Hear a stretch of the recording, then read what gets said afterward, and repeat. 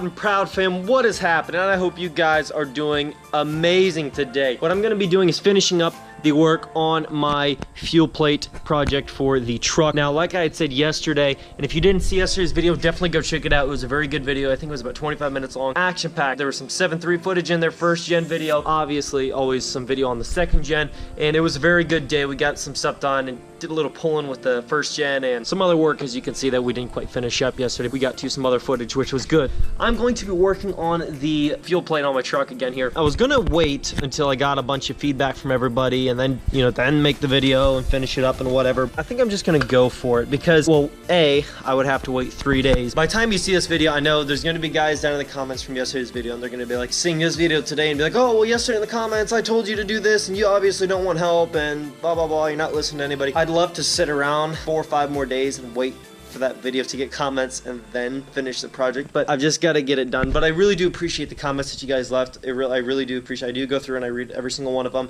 even the haters out there who just know how to build my truck far better than me. I understand that. YouTube keyboard warriors, you guys are the real truck building fanatics. You guys keep doing what you're doing. I'm gonna keep doing what I'm doing anyway. So we're gonna get to this now. I think after watching some other videos this morning, just trying to really figure this out, because like I said, I couldn't wait around a ton just to get some comments. But if you guys would like to correct me down there, I mean, I'll have no problem going back and doing this, I guess, if I absolutely have to, like if it's an absolute must. It's not that hard to do. I did watch some videos, and some guys, what they did was they just took the stock fuel plate. Now this is not stock, obviously, this one's already shaved down to a 0, but this one was in the stock position.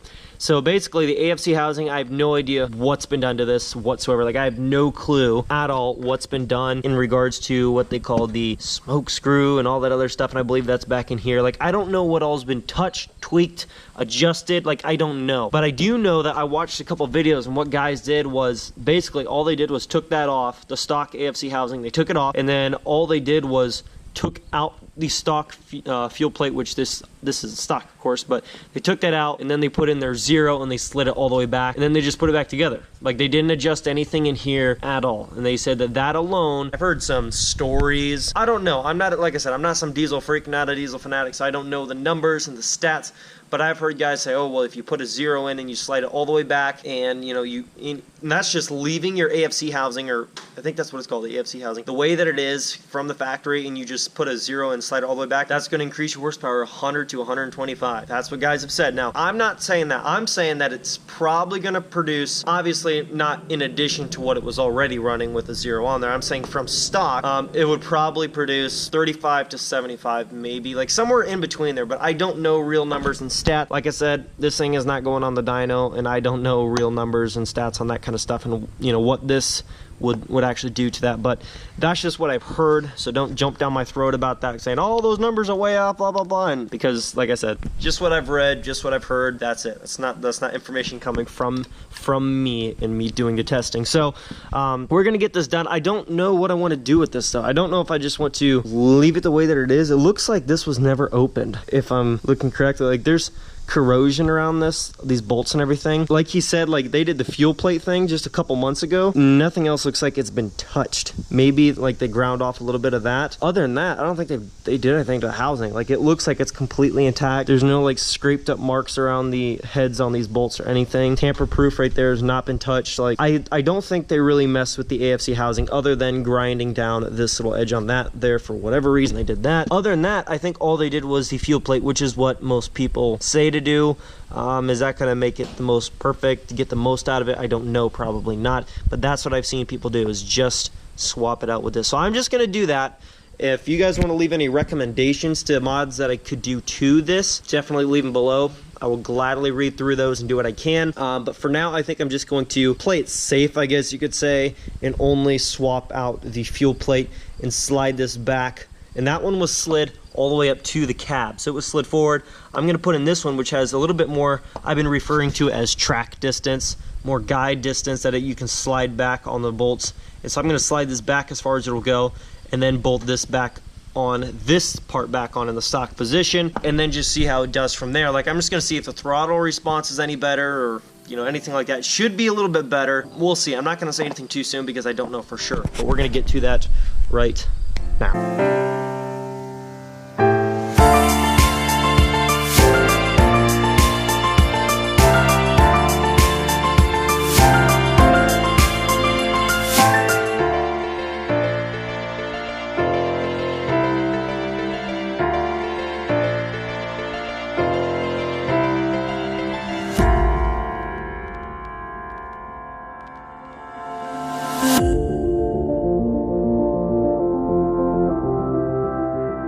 Okay, everybody, I just got that job all taken care of and wrapped up. I do believe that I did it the correct way in a sense of like what I've seen most people do. When I say most people, I'm talking about most people who actually use a fuel plate that's not just the stock one that they just chop off and then just jimmy rig it and throw it together.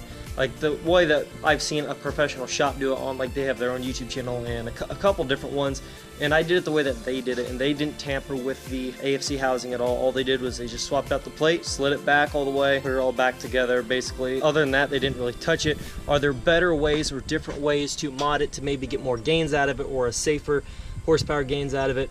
Maybe, I'm sure there are, but that's just the way that I've seen, you know, most people do it to where it seems to be the safest bet. And so that's just what I decided to go with, because as of now, the truck has not got a built transmission under it. It does not have an aftermarket. And in terms of other horsepower supporting mods, those are not done as well. So I'm not worried about this. This is not like the one big horsepower model that I'm gonna do and then I'm just done. Like that's just, this is the least of it. This is just one thing that I want to try out, test, and you know, get it in the truck, just because I do want to see if it changes anything at all. And now, like I said, it did already have a number 0 fuel plate in it, you know, shaved off basically the stock when they just chopped off the end of it, made it flush. However, the one that I took out was slid all the way forward towards the cab. Okay, basically in the stock position, maybe even more so forward. I mean, it was slid as far as it could go forward. Why they did it that way, I don't know. Maybe they're just playing it safe, or like, I really don't know. Maybe they just wanted to keep it a little bit down on the horsepower, you know, that increased horsepower, just so it wasn't too much strain on the transmission or something. Like I really don't know all the supporting reasons, but I do know that I now have it slid all the way back. And I'm just gonna see how it goes. And I do want to inform you guys on what's been done to the truck thus far, so you don't think that I'm just, you know, throwing it all together and then nothing else has been done. This is not stuff that I've done, but this is all stuff that got done when that guy said that his buddy had worked on the truck, who's owned a couple 12 valves, and he's always worked on everything else. He said he did 3K governor, springs, pack brake, what he said. He also did the 50 horsepower nozzles on the injectors, I believe is what he said. And he did a billet flex plate, whatever that means, either billet or a built billet flex plate. I think it was just a billet flex plate. I don't know if he said it was a beefier one or if there was any, I don't know what he said, but he said something to do with that. And some other things that were new on it. Of course, they did all new gaskets and everything because the truck sat for so many years and everything, and all the ins and outs. But basically, there's some other stuff that's been done to it to kind of support what they did to the fuel plate to shave it off. And now basically I just maximized that, I guess you could say. And we're gonna see how it does. I'm gonna roll a clip here in a little bit of what it looked like, not stock, you know, before I did this and slid the plate back all the way. And then we're going to see if there's any difference with the plate now, you know, back the opposite direction all of the way. So we're going to see how that goes. Let's start the truck and see how she runs.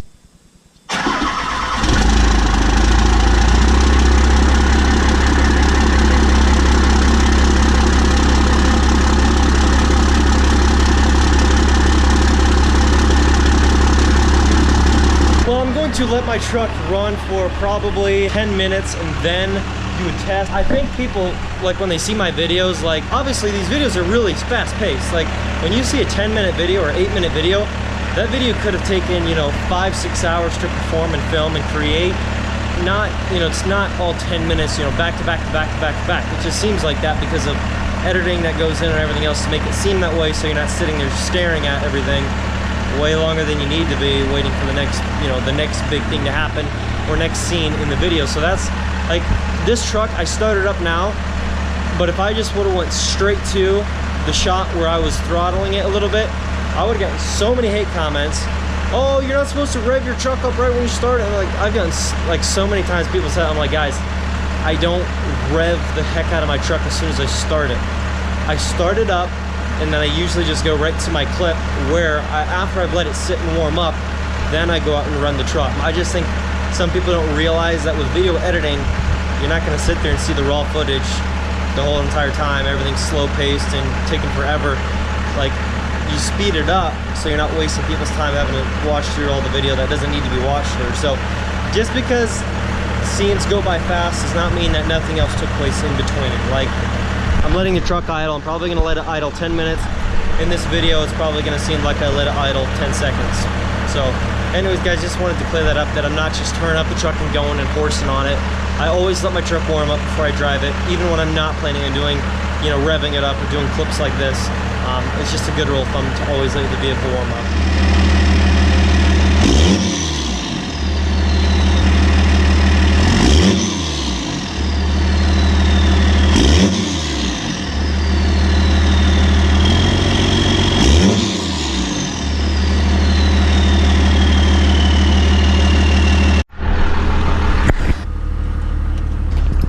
road here. Sorry if you're not able to see much soot. I know some of you love the soot, some of you hate it. You're ruining the diesel community, you're destroying the earth, whatever. Oh my gosh. You know what? The get up on this thing, I was not expecting that. I'm not BSing right now. That thing sat me back in my seat. This truck's always been like quicker than the first gen, but never fast. I mean, it's a big, heavy old diesel truck. That set me back in my seat a little bit. Not a huge change, so don't take it for like as if I'm saying like, oh my gosh, it's like crazy power, but it is different for sure. It's for sure different to a degree. Like I said, not crazy, but it's different.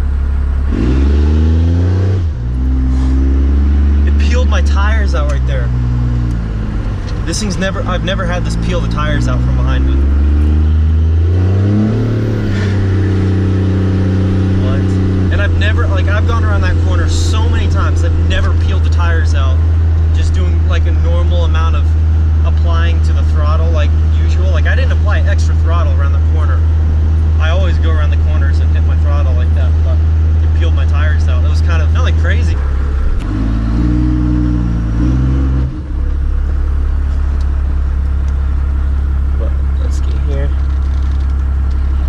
People over here staring at me.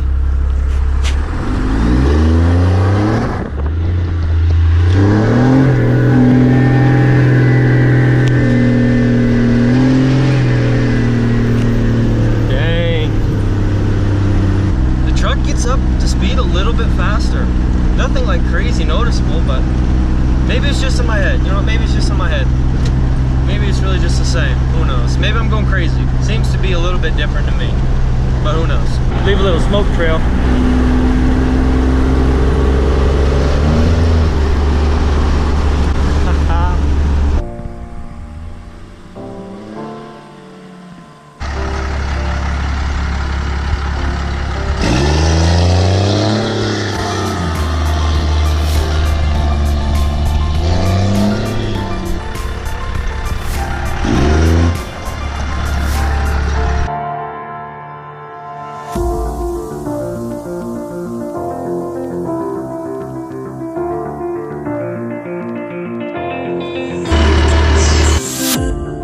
Okay, Loud and Proud fam, that is going to be a wrap on this video. I really do hope you guys enjoyed it. Was there a noticeable difference? There was a little bit to me. There was a noticeable difference. Once I actually laid into the throttle a little bit, I noticed that it does set me back on the seat just a little bit more. Now, is it like a drag truck now? No, but it did add a noticeable difference amount of power to the throttle when I put my foot down a little bit, and I love it. Does it drive completely different? No, it's not a total transformation. Obviously, there's still a lot I need to do, but that little bit of movement back with that plate did help just a little bit on the increase get up and go speed just a little bit. So I really do like that. Thank you so much, Cody, for sending that to me. I really do appreciate it, man. People like you sending in stuff to really help get the build going. It's a huge thing. And there's so many other things that I could totally use right now. Thank you so much for that.